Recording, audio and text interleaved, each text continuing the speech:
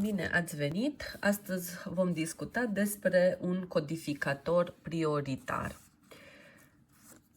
Ce face acest circuit? Avem 8 intrări care sunt active pe 0 și 3 ieșiri care vor reprezenta numărul selectat în baza 2 pe 3 bits, însă și aici suntem atenți, ieșirile sunt active pe 0.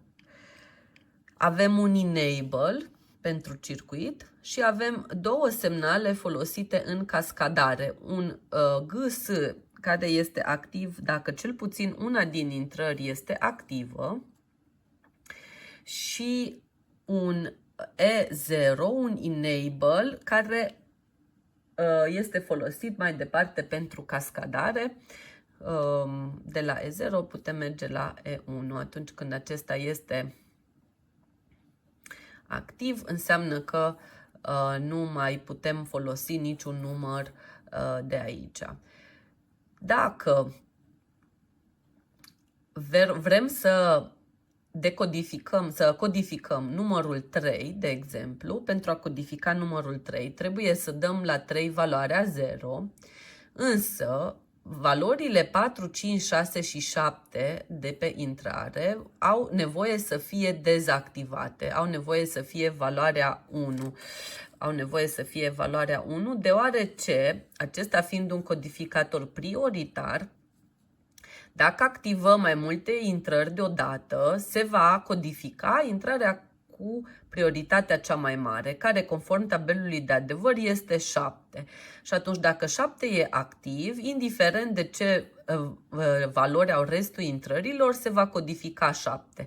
Cu alte cuvinte, am putea să punem 0 pe toate intrările, tot 7 va fi cea care va fi codificată. Și atunci am scris aici, dacă vrem să codificăm pe 3, intrările mai prioritare trebuie să nu fie active și atunci pe ieșiri vom vedea numărul 3. Însă, eu am scris aici numărul 3 deoarece am trecut prin niște inversoare ieșirile. În mod normal, ieșirile sunt active pe 0 și am fi văzut, de fapt, pe ieșire, am fi văzut 1, 0, 0.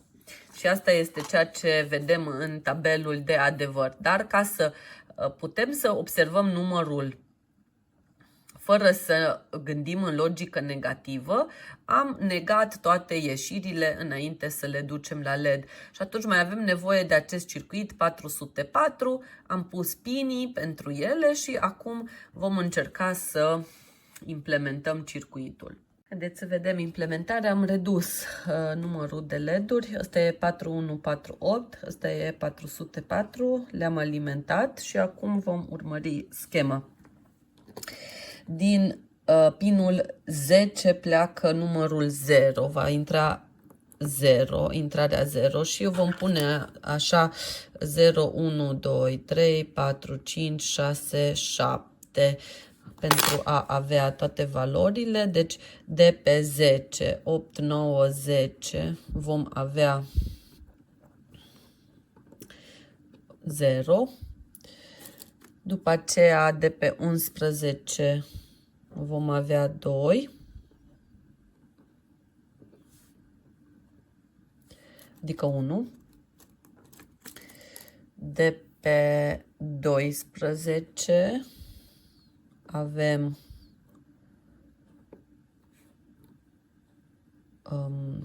2.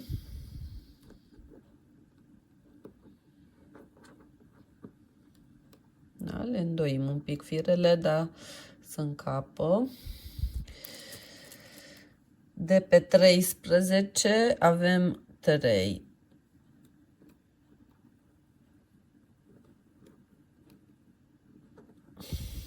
Asta s-ar putea să fie prea mic, să luăm unul mai mare.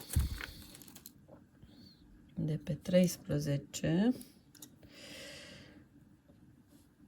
avem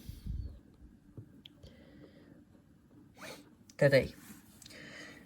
Iar după aceea, aici trebuie să folosim fire lungi. De pe pinul 1 va veni 4, de pe pinul 1 va veni 4. De pe pinul 2 va veni 5. De pe pinul 3 va veni 6.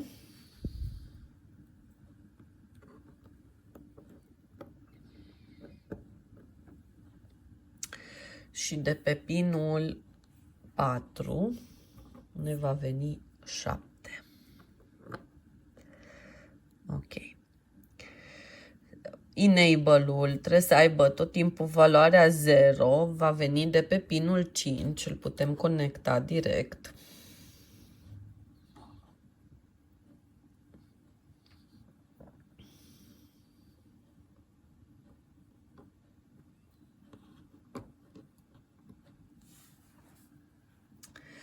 Și mai avem acum ieșirile, să le trecem prin 404. Deci de pe 6 din 4148 vom merge în... Am pus eu pe 1, dar eu o să pun pe partea de sus. Am schimbat puțin schema ca să-mi fie mai ușor cu firele. Am pus pe porțile din partea de sus a circuitului 9, 8, 10, 11, 12, 13. Bun. Deci încă o dată din pinul 6 vom merge în pinul 9. Din pinul 6 vom merge în pinul 9, 7, 8, 9 și din 9 vom merge, din 8 vom merge la primul LED fiind A2, A1, A0. Primul LED. Bun. După aceea, din pinul 7 de la A1, adică va fi A1 și din 7 mergem în 11. 11 și din 10 vom merge la următorul LED.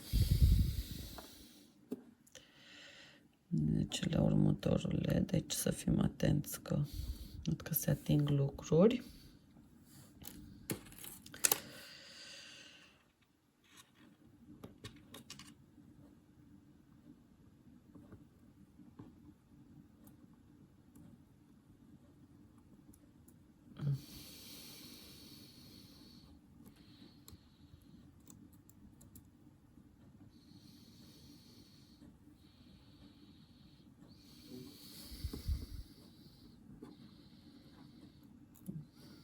Ce se atinge acolo.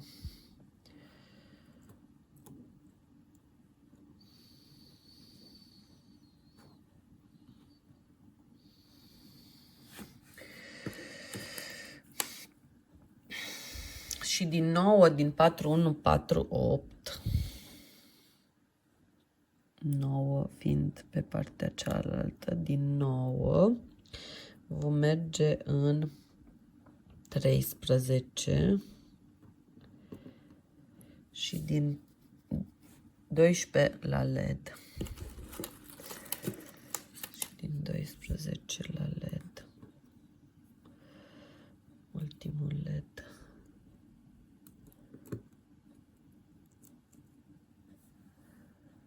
Bun. Și acum haideți să testăm. Bun. Ca să testăm circuite, vom începe cu toate switch-urile pe poziția 1, deoarece switch-ul care este activ este 0. Și acum niciun switch nu este activ și dacă vrem să codificăm numerele, activăm pe rând. Da? Deci ăsta este numărul 0, 1, 2, 3, 4, 5, 6 și 7.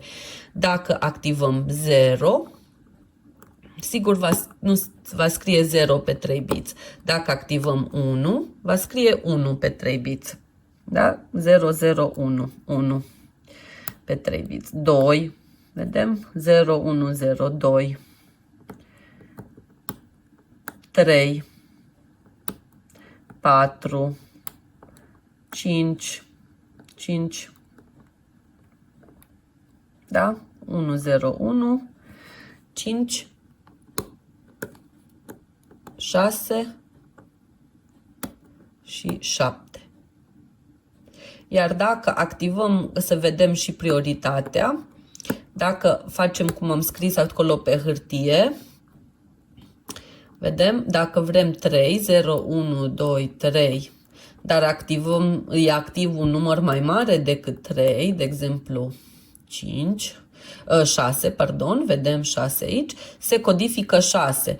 Ca să codificăm 3, trebuie să dezactivăm intrările mai mari, adică să le dăm valoarea 1, iar restul intrărilor nu contează ce valoare au, adică pot fi toate active, vedem aici, atâta timp cât 3-ul este activ și restul nu sunt active, se va codifica numărul 3. Sper că a fost de ajutor. Vă mulțumesc!